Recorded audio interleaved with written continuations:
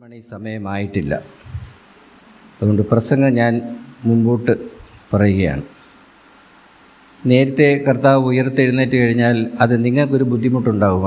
അതുണ്ടാകാതിരിക്കാനായിട്ട് പ്രസംഗം പറഞ്ഞു കഴിയും കൃത്യം 12 മണിക്ക് നിർത്തുന്നതായിരിക്കും. പ്രിയ ബഹുമാനപ്പെട്ട സിസ്റ്റേഴ്സ്, പ്രിയ സഹോദരി സഹോദരന്മാരെ, നമ്മുടെയൊക്കെ ജീവിതത്തിൽ നമ്മൾ ഏറ്റവും കൂടുതൽ ഭയപ്പെടുന്ന ഒരു കാര്യമാണ് അന്ത്യം എന്ന വാക്ക്. നാം ഇന്ന് ആഘോഷിക്കുന്നത് വെറുമൊരു ചരിത്ര സംഭവമായിട്ട് കാണരുത്. നമ്മുടെ ഓരോരുത്തരുടെയും ജീവിതത്തിൽ ഇന്നും പ്രസക്തമായ പ്രത്യാശയുടെ വിപ്ലവമാണ് നമ്മൾ ഇന്ന് ഈ ദിവസങ്ങളിൽ ആഘോഷിച്ചത്.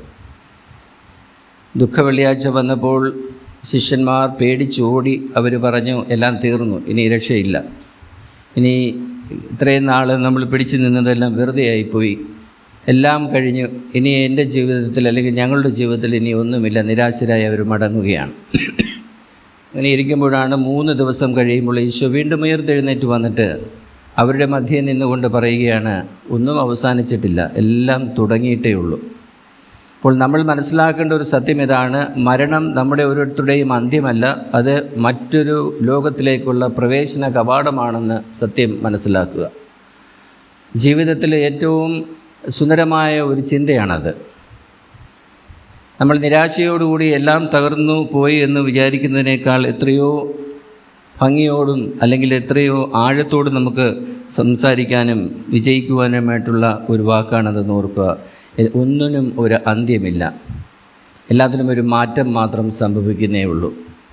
മനുഷ്യ ശരീരം പോലും മരണപ്പെട്ട് കഴിയുമ്പോൾ അത് അതിൻ്റെ ശരീരത്തിൻ്റെ അന്ത്യമല്ല, അത് ഉടലെടുത്ത് വന്ന പല പദാർത്ഥങ്ങളിലേക്കുള്ള തിരിച്ചുപോക്കാണ്. ആ പദാർത്ഥങ്ങളിൽ വീണ്ടും കൂടിച്ചേരുമ്പോൾ പുതിയ ജീവൻ വരുന്നു എന്നുള്ള സത്യം കൂടിയാണ് നമ്മൾ മനസ്സിലാക്കുന്നത്.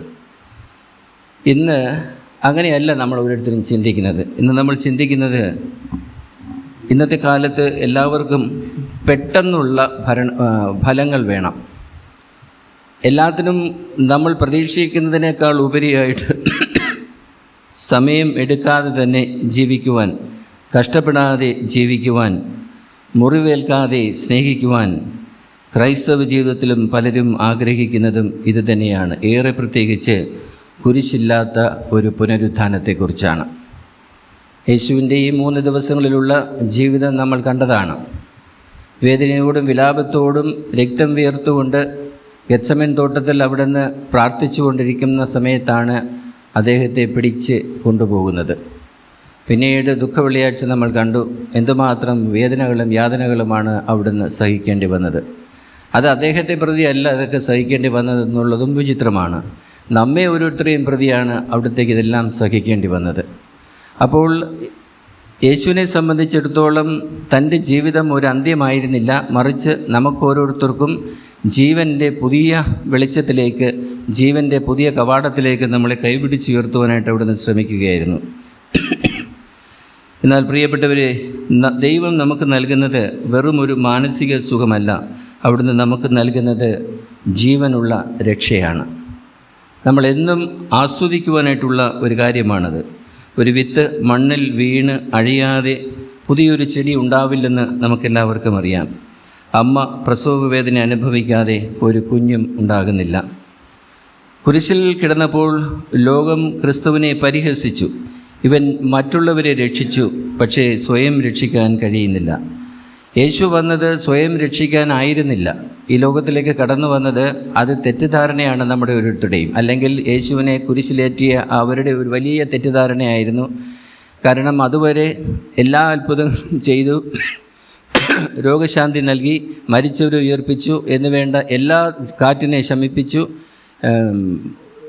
കുഷ്ഠരോഗികൾക്ക് സൗഖ്യം നൽകി, എല്ലാവർക്കും എല്ലാം ചെയ്തു കൊടുത്തിരുന്ന മനുഷ്യൻ അവസാനം തൻ്റെ തന്നെ ജീവിതം കയ്യിൽ കിട്ടിയപ്പോൾ ഒന്നും ചെയ്യാൻ പറ്റാതെ നിസ്സഹായനായി നിന്നു എന്നുള്ള ചിന്തയായിരുന്നു അവർക്ക്. പക്ഷേ രക്ഷിക്കാൻ കഴിയുന്നില്ല എന്നുള്ളൊരു ചിന്ത യേശുവിൻ്റെ കൈകളിൽ ഒരിക്കലുമില്ലായിരുന്നു. കാരണം സ്നേഹത്തിൻ്റെ നിർവചനം തന്നെ സ്വയം നശിച്ചുകൊണ്ട് മറ്റുള്ളവർക്ക് ജീവൻ നൽകുക എന്നുള്ളതാണ്. ഒരു മെഴുകുതിരി സ്വയം ഉരുകുന്നത് കൊണ്ടാണ് നമുക്ക് വെളിച്ചം കിട്ടുന്നത്. ക്രിസ്തു സ്വയം തകരാൻ സമ്മതിച്ചതുകൊണ്ടാണ് നിങ്ങളും ഞാനും രക്ഷയുടെ മാർഗത്തിലേക്ക് വന്നത്. അതുകൊണ്ടാണ് നമ്മളെ ഓരോരുത്തരെയും അവിടുന്ന് ചേർത്ത് പിടിച്ചുകൊണ്ട് നന്മയുടെ ഇതിലേക്ക് കൊണ്ടുവരുന്നത്. കല്ലറയ്ക്ക് തളച്ചിടാനായിട്ട് പറ്റാത്ത ഒരു ജീവനായിരുന്നു യേശുവിൻ്റേത്. യേശു മരിച്ചപ്പോൾ അവിടുത്തെ ശത്രുക്കൾ കരുതി ഇനി എല്ലാം തീർന്നു. അവർ കല്ലറയ്ക്ക് വലിയൊരു കല്ല് വെച്ച് മുദ്രയിട്ടു.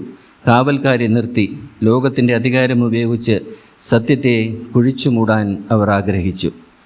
എന്നാൽ യേശുവിനെ സംബന്ധിച്ചിടത്തോളം 3-ാം ദിവസം ഉയർത്തു വരുമ്പോൾ ആരും കാണുന്നതിന് മുമ്പേ, ആരെങ്കിലും വന്ന് സഹായിക്കുന്നതിന് മുമ്പ് തന്നെ അവിടുന്ന് കല്ല് അത്ഭുതകരമായ രീതിയിൽ ഉരുട്ടി മാറ്റുകയും അതിൽ നിന്ന് മരണത്തിൻ്റെ പിടിയിൽ നിന്നും ജീവൻ്റെ ഉത്ഥാനത്തിലേക്ക് കടന്നു വരുവാനായിട്ട് യേശുവിന് സാധിച്ചു. ഇന്നും പലരും ദൈവത്തെ നമ്മുടെ ജീവിതത്തിൽ നിന്ന് പുറത്താക്കാൻ ശ്രമിക്കുന്നവരുണ്ട്. അമിതമായ പണം, അഹങ്കാരം അല്ലെങ്കിൽ പാപം എന്നിവ കൊണ്ട് നാം നമ്മുടെ ഹൃദയത്തിലെ ദൈവത്തെ മൂടി വയ്ക്കാൻ ശ്രമിക്കുന്നുണ്ട്. പക്ഷേ ഓർക്കുക, സൂര്യനെ മൂടി മുദ്ര വയ്ക്കുവാൻ ആർക്കും കഴിയുകയില്ല. ഈസ്റ്റർ പ്രഭാതത്തിൽ ആ കല്ല് ഉരുട്ടി മാറ്റപ്പെട്ടു. മരണം ജീവനെ വിഴുങ്ങാൻ നോക്കി. പക്ഷേ ജീവൻ്റെ ഉടയവനെ ദഹിപ്പിക്കുവാൻ മരണത്തിന് കഴിഞ്ഞില്ല. മരണം തോറ്റുപോയ നിമിഷമായിരുന്നു അത്. നമ്മുടെ ജീവിതത്തിലെ എത്ര വലിയ പ്രതിസന്ധിയാകുന്ന കല്ലായാലും ദൈവത്തിൻ്റെ ശക്തിക്ക് മുന്നിൽ അത് ഉരുണ്ട് മാറുക തന്നെ ചെയ്യുമെന്ന് ഉറച്ച് വിശ്വസിക്കുക. പുനരുത്ഥാനത്തിന് ശേഷം യേശു തൻ്റെ ശിഷ്യന്മാർക്ക് മുന്നിൽ വന്നപ്പോൾ അവിടുന്ന് ആദ്യം കാണിച്ചത് തൻ്റെ കൈകളിലെയും പാർശ്വത്തിൻ്റെയും മുറിപ്പാടുകളാണ്. എന്തുകൊണ്ടായിരിക്കും മഹത്വീകരിക്കപ്പെട്ട ആ ശരീരത്തിൽ അവിടുന്ന് ആ മുറിവുകൾ നിലനിർത്തിയതെന്ന് നമ്മൾ ചിന്തിക്കേണ്ടതുണ്ട്. നമ്മോട് പറയാനാണ്, നിങ്ങളുടെ വേദനകൾ എനിക്കറിയാം.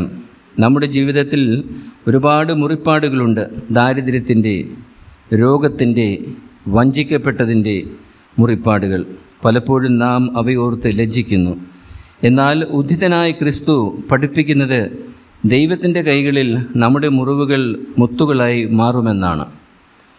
നമ്മുടെ സങ്കടങ്ങൾ സ്വർഗത്തിൽ സന്തോഷമായി മാറും. അതുകൊണ്ട് നിങ്ങളുടെ വേദനകളെ ഒരിക്കലും ഭയപ്പെടേണ്ടതില്ലെന്ന് അവിടുന്ന് പഠിപ്പിക്കുന്നു. അവ ഉദ്ധിതനായ കർത്താവിന് സമർപ്പിക്കാനായിട്ടാണ് നമ്മെ ഓരോരുത്തരെയും വിളിച്ചിരിക്കുന്നത്. ഏറെ പ്രത്യേകിച്ച് നമ്മളെ ഒരുമിച്ച് കൂട്ടി ഈ ഉദ്ബോധനം അവിടുന്ന് തരുമ്പോൾ ജീവിതത്തിൽ നിരാശയില്ലാതെ ജീവിക്കുവാനായിട്ട് നമ്മെ ഓരോരുത്തരെയും ശക്തിപ്പെടുത്തുകയാണെന്ന് ഓർക്കുക.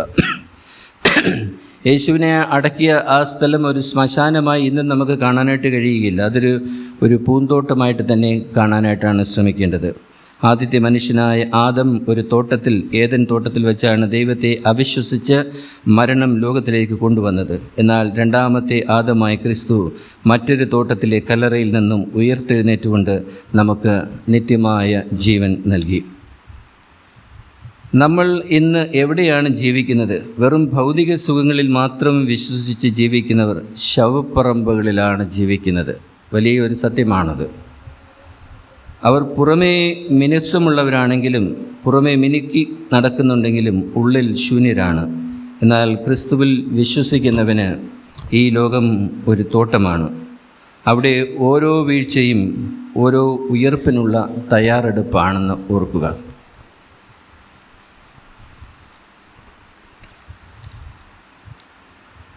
തിന്മയ്ക്ക് 1 മണിക്കൂർ മാത്രമേ ആയുസ്സുള്ളൂ എന്നാണ് പറയുന്നത്.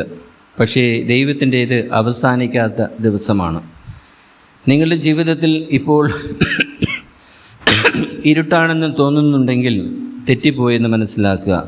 ഉറപ്പായിട്ടും പ്രഭാതം വരാനിരിക്കുന്നതേയുള്ളൂ. കല്ലറയുടെ വാതിക്കൽ തുറക്കപ്പെടാൻ പോകുന്നു. ക്രിസ്തുവിനോടൊപ്പം ഉയർക്കാം. പ്രിയ സഹോദരങ്ങളെ, ഈ ഈസ്റ്റർ ദിനത്തിൽ വെറും പുതുവസ്ത്രങ്ങൾ ധരിക്കുന്നത് കൊണ്ട് മാത്രം കാര്യമില്ല. നമ്മുടെ മനസ്സിലെ വിദ്വേഷം, അസൂയ, നിരാശ എന്നീ ശവക്കല്ലറകളിൽ നിന്ന് നാം പുറത്തു വരണം. ഇതെല്ലാം നമ്മെ ബന്ധിച്ചിട്ടിരിക്കുന്ന കല്ലറകളാണെന്ന് ഓർക്കുക. അവയിൽ നിന്നും എപ്പോൾ പുറത്തു വരുവാൻ സാധിക്കുന്നോ ആ സമയത്താണ് നമുക്ക് നിത്യജീവൻ്റെ പ്രകാശത്തിലേക്ക് കടന്നു വരുവാനായിട്ട് സാധിക്കുന്നത്. ക്രിസ്തു വന്നത് നമ്മെ വെറും നല്ല മനുഷ്യരാക്കി തീർക്കാനായിട്ടല്ല, മറിച്ച് ദൈവത്തിൻ്റെ മക്കളാക്കി മാറ്റാനായിട്ടാണ്. സ്നേഹം മരണത്തേക്കാൾ ശക്തമാണെന്ന് അവിടുന്ന് തെളിയിച്ചു. ആ സ്നേഹം നിങ്ങളുടെ കുടുംബങ്ങളിലും ജീവിതത്തിലും ഇന്നു മുതൽ നിറയട്ടെ എന്ന് പ്രാർത്ഥിക്കുന്നു. അടച്ചിട്ട മുറികളിലേക്ക് കടന്നു ചെന്ന യേശു ഇന്ന് നിങ്ങളുടെ തകർന്ന ഹൃദയങ്ങളിലേക്ക് കടന്നു വരട്ടെ. അവിടുന്ന് നൽകുന്ന സമാധാനം നിങ്ങളെ വഴി നടത്തട്ടെ. ഉദ്ധിതനായ കർത്താവിൻ്റെ വലിയ അനുഗ്രഹം നിങ്ങളോടും നിങ്ങളുടെ പ്രിയപ്പെട്ടവരോടും കൂടി ഉണ്ടായിരിക്കട്ടെ എന്ന് പ്രാർത്ഥിക്കുന്നു. എല്ലാവർക്കും ഹൃദയം നിറഞ്ഞ ഈസ്റ്റർ ആശംസകൾ. ദൈവം നിങ്ങളെ സ്നേഹിക്കുന്നു. നിലയ്ക്കാത്ത സ്നേഹത്തിൻ്റെ പ്രവാഹമാണ് ദൈവം നിങ്ങൾക്ക് നൽകുന്നത് എന്നുള്ളത് ഓർക്കുക. ഈ ഈസ്റ്റർ വർഷം അല്ലെങ്കിൽ ഈ വർഷത്തെ ഈസ്റ്റർ നിങ്ങൾക്കെല്ലാവർക്കും നന്മയുടെ, പ്രകാശത്തിൻ്റെ, വിടുതലിൻ്റെ സമയമായി തീരട്ടെ എന്ന് പ്രാർത്ഥിക്കുന്നു. ദൈവം നിങ്ങളെ സമൃദ്ധമായി അനുഗ്രഹിക്കട്ടെ.